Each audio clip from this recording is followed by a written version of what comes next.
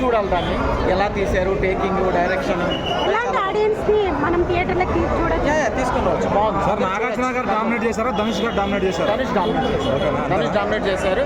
But first హాఫ్లో తక్కువగా ఉన్నాయి, సెకండ్ హాఫ్లో మాత్రం నాగార్జున బాగా చేశారు. సో ఓవరాల్గా కుబేరా అందరూ ఫ్యామిలీస్ మాట్లాడి చూడొచ్చు, ఏం ప్రాబ్లం లేదు. హాయిగా మంచిగా ఫ్యామిలీతో చూడొచ్చు, బాగుంది, చాలా బాగుంది. సో శేఖర్ కమల గారి నుంచి చాలా రోజులకు వచ్చింది సినిమా. శేఖర్ కమల్ గారి దగ్గర నుంచి ఇలాంటి మూవీ మనం ఎక్స్పెక్ట్ చేయం. బట్ ఇట్స్ గుడ్, చాలా బాగుంది. నాకైతే బాగా నచ్చింది. నాకే కాదు, ప్రతి ఫ్యామిలీ మెంబర్స్ కూడా నచ్చుతుంది, చాలా బాగుంది. ఇదమ్మా కామెడీ అన్నది లేదు, but it's a very serious. మనం ఎక్కువ మలయాళీ మూవీస్ ఇట్లాంటివి చూస్తూ ఉంటాం. ఏదైనా మెసేజ్ ఎక్స్పెక్ట్ చేయొచ్చు సినిమా నుంచి? మెసేజ్ అంటే ఏం లేదు, బిచ్చగాళ్ళని కూడా మనము యావగించుకోకూడదు, వాళ్ళకి మనము హెల్ప్ చేయాలి.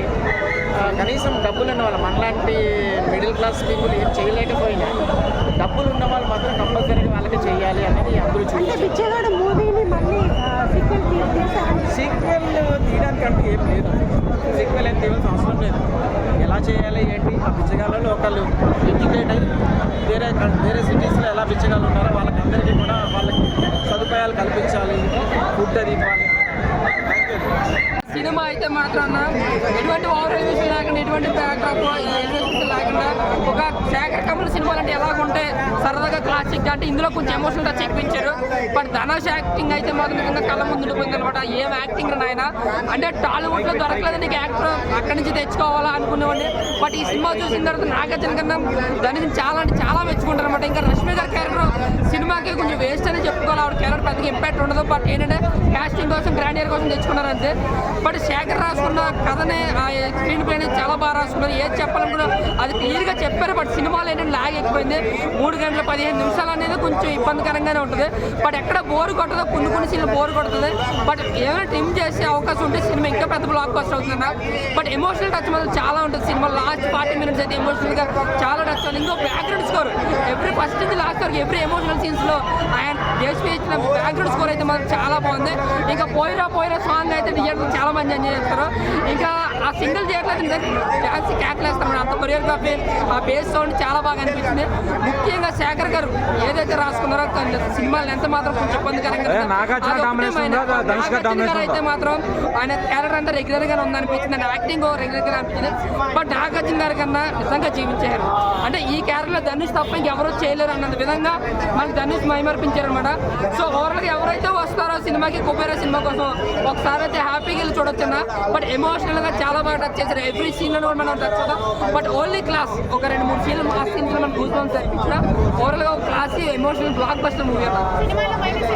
మైనస్ అండ్ లెంత్ 3 గంటల 15 నిమిషాల్లో కూర్చోబెట్టలేదనే చెప్పాలి. సినిమా ఇంకొక 30 మినిట్స్ ఫిల్మ్ చేస్తుంటే నిజంగా ఒక బిగ్గెస్ట్ ఎమోషనల్ బ్లాక్ బస్టర్ అవుతున్నాం. బట్ ఇది ఎంతమంది తీసుకుంటారో ఎంతమంది తీసుకోరో మనం చెప్పలేము. బట్ నా ఓవరాల్ గా చూసుకుంటే సినిమా బాగా ఉంది. బట్ లెంత్ ఎక్కువైంది. సో ఓవరాల్ గా ఒక ఎమోషనల్ బ్లాక్ బస్టర్. నాకు ఫోన్ తెచ్చాను ఎవరు బ్లాక్ బస్టర్ పడిన చాలా రోజుల తర్వాత థియేటర్ కూడా మైకిల్ కింద పెట్టాను. ఎలా అనిపించింది నాగార్జున గారు, ధనుష్ గారు ఈ కాంబినేషన్ అంతా? నేను హిట్ సూపర్ హిట్ కోసం వచ్చా. మంచి బ్లాక్ బస్టర్ ఉంది అసలు. డిఎస్పీ అందిపోయింది డైరెక్షన్. శేఖర్ కమల గారిని చాలా తక్కువ అంచనా సార్. సో నన్నే వంగబెట్టాడు, అదిరిపోయింది. ధనుష్ అసలైన pan India director Sekhar Kammula అని చెప్పుకోవచ్చా? అనుకోవచ్చు. సాంగ్స్ ఎలా ఉంది? Songs okay. నాగార్జున గారి పెర్ఫార్మెన్స్, ధనుష్ గారి పెర్ఫార్మెన్స్ అయితే పీక్స్. నాగార్జున గారు కంబ్యాక్ ఇచ్చారు అనుకోవచ్చా? మంచి కంబ్యాక్ ఇది. అవునా? శేఖర్ కమల గారికి, మన ధనుష్ గారికి మంచి బ్లాక్ బస్టర్ పడింది. హీరోయిన్ కంటే ఏమైనా స్కోప్ ఉందని అనుకున్నాను. హీరోయిన్ కి స్కోప్ ఉంది. ఆ అమ్మాయి కూడా మంచి రోల్ ఇచ్చారు రష్మికకి. సో నేను ఎక్స్పెక్ట్ చేయాలి ఈ కథ. అవునా? సో డబ్బు గురించి బాగా చూపించాడు. రొమాన్స్ ఏమైనా ఉందా? రొమాన్స్ ఎక్స్పెక్ట్ చేసుకోవద్దు, ఫైట్స్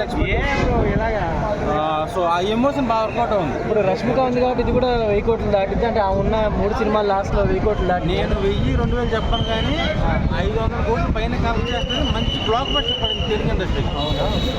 అలా ధనుష్ గారు బాగా చేశారు, నాగార్జున బాగా చేశారా? ఇద్దరు యాక్టింగ్ లో నెంబర్ 1 హీరోస్. యాక్టింగ్ పరంగా ఎవరు పేరు పెట్టింది. ధనుష్ గారు డామినేట్ చేశారు అంటున్నారు. ఆయనదే ఎక్కువ ఉంటుంది. సో ఒక మాటలు ఈ సినిమా గురించి చెప్పాలంటే ఇప్పుడు ఏం చెప్తారు? ఎలా అనిపించింది? నేను యాక్చువల్లీ పప్పన్నం కోసం వచ్చా, నాకు నాగార్జున గారు ధనుష్ గారు మటన్ బిర్యానీ పెట్టారు. ఓకే అన్న ఈ సినిమాకి నేషనల్ అవార్డు వస్తుందంటారా రాదా? అవార్డు గురించి నేను చెప్పాను కానీ మంచి బ్లాక్ బస్టర్ పడింది. Okay okay. డన్.